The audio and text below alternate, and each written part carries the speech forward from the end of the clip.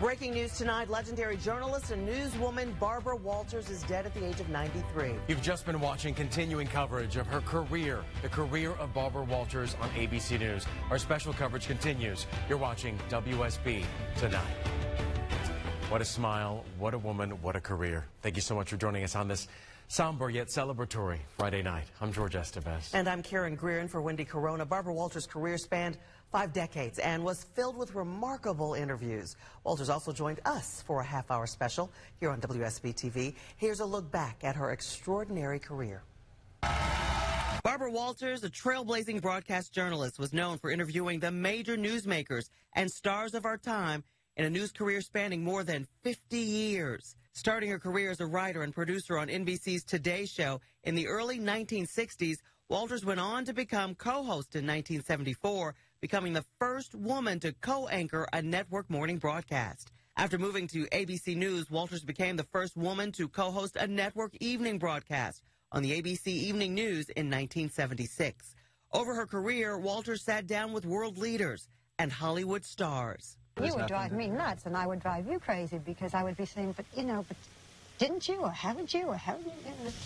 Well, we could try it and see if it worked out. Interviewing every president and first lady from Richard Nixon on. Are you sorry you didn't burn the tapes? Yes. From 1979 to 2004, Walters was co-host and producer of ABC's 2020, and in 1997, she created and co-hosted the daytime talk show The View, retiring in 2014. I look forward to not having a schedule. Just an incredible career. As we mentioned, she sat down on Monica Pearson's close-ups on WSB TV. We chose a clip tonight for you to see how she prepared for her interviews. I listen. I can throw away all of my questions, which have taken me a long time to write, because I do a lot of homework. And I very often go around the office and say, okay, if you were interviewing this Monica, you thinking of changing your name, by the way? Not at all.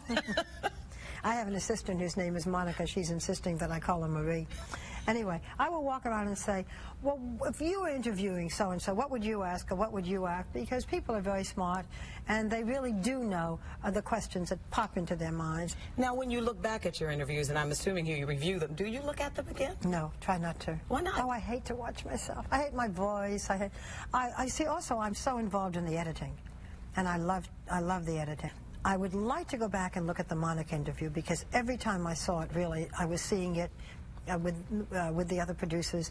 What can we change? What can we do? Is it too long, too short? And now I'd like to just sort of sit back and look at it and sort of see what I did. My fear is that I want to change it. Oh, why did I ask that? Yeah. Don't you go through that? I second guess myself all the time, but I am going to take your advice on something. Stick that over there, and then I'll be more comfortable. Good. Of course, Barbara Walters are talking about the Monica Lewinsky interview. Disney CEO Bob Iger remembers Barbara Walters as a one-of-a-kind reporter who landed many of the most important interviews of our time. You can count on Channel 2 Action News for continuing coverage on the remarkable career of legendary journalist Barbara Walters. We'll keep you updated online at WSBTV.com and on TV, starting with Channel 2 Action News Saturday a.m. at 5 a.m. Our other news of the evening, severe weather team 2 keeping you ahead of your weather. Here's a live look from underground Atlanta, where the peach drop will happen tomorrow. It's raining tonight, and even more expected tomorrow.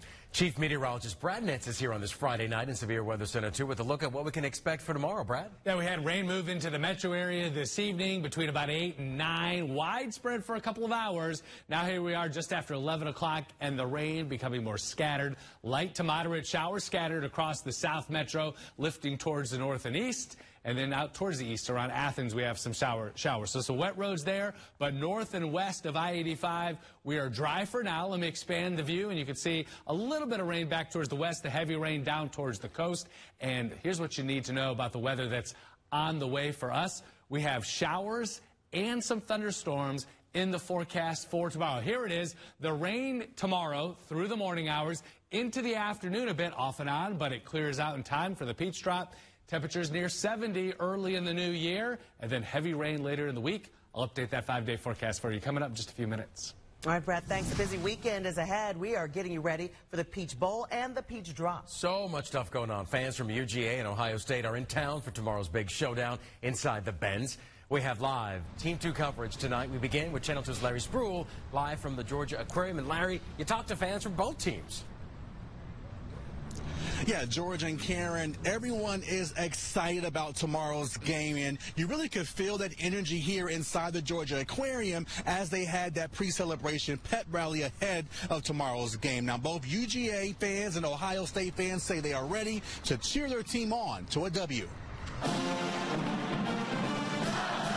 You can feel the energy and see the excitement.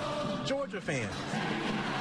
We are so excited to be here. We came in from Arkansas. Ohio State fans. We are ready. All ready for the big game. But Friday, fans from all over the country invaded downtown Atlanta, many gathering inside the Georgia Aquarium for the pregame celebration. UGA fans, Ohio State fans, all wanted to be in the city to cheer on their team to a W. Sports experts say Georgia is the favorite to win, but Ohio State fans are not backing down. We just work a little harder. I talked to one couple who split. Shari Rafferty is an UGA alum and was also a cheerleader. Her husband graduated from, you guessed it, Ohio State. Talk about opposites attract. I'm originally from Georgia. My husband's from Pennsylvania, but he went to Ohio State, so we're a little house divided going on. But who will come out on top? You think you're going to win? Oh, yeah. There's no doubt about it. What's the score? 42-27. What's your prediction for tomorrow? Oh, I think we're going to definitely win. I think I'm giving it about a 7 to 14 point spread. I think we will definitely, the Dogs will be undefeated. Now, of course, here in Georgia, we're all rooting for the Dogs tomorrow. Now, as for the game, it was sold out months ago. That's why the employees and the leaders are asking everyone to get there ahead of schedule. And remember that parking is limited. We are live in downtown Atlanta. Larry Spruill, WSB Tonight. The Peach Bowl and the Peach Drop are huge boosts for downtown businesses still trying to recover from the pandemic. Meanwhile, Atlanta police are working to keep all of those people safe. We continue our live Team 2 coverage right now with Channel 2's Justin Wilfon. He's in downtown Atlanta. And Justin, this is a big help for those downtown businesses, especially the hotels. Yeah, Karen, I was actually pretty surprised to hear today how big of an impact the lingering effects of the pandemic are still having on Atlanta's hotels. But that is not the case this weekend. Hotels like the one behind me here are packed. The game. Go Bucks, OH. Yeah, I know. Georgians may not like what Buckeye fans have to say, but they do like the money they brought with them. Kind of everywhere we went, the servers and the store owners were all like, there's more Buckeye fans here. Ohio State fans like Kelly and Doc Risch are pouring into downtown Atlanta this weekend and spending big money at restaurants and hotels. I was walking through downtown earlier today. Fans are already out on the street, and it creates such a great energy for the city. William Pate, the president of the Atlanta Convention and Visitors Bureau, says it's especially important for the city's hotels, with hotel occupancy rates still down 18% from before the pandemic. When you think about these businesses that have been trying to recover since COVID, to be able to have end the year with such a great piece of business is really significant. With downtown packed with people, not only for the Peach Bowl, but also the Peach Drop, Atlanta police want to make sure they stay safe. APD says officers will be watching the crowds from the ground and from drones and helicopters in the air. But police say they'll also need help from you to make sure this weekend of sports and celebrating goes off without a hitch. When it comes to any suspicious packaging or individuals, notify the police officer on post and we can react to that immediately. And as for the hotels, it's believed it could take until the end of next year for hotels to get back to normal occupancy rates. Karen? All right, thank you so much, Justin. Here's a live look over the airport. The ground is wet, some showers in the area. I'll show you when more widespread rain and even a few storms return. Gas prices are about to go back up. We're preparing you for the return of the gas tax. And we're learning more about the late Fulton County deputy from people who knew him best as they search for his killer.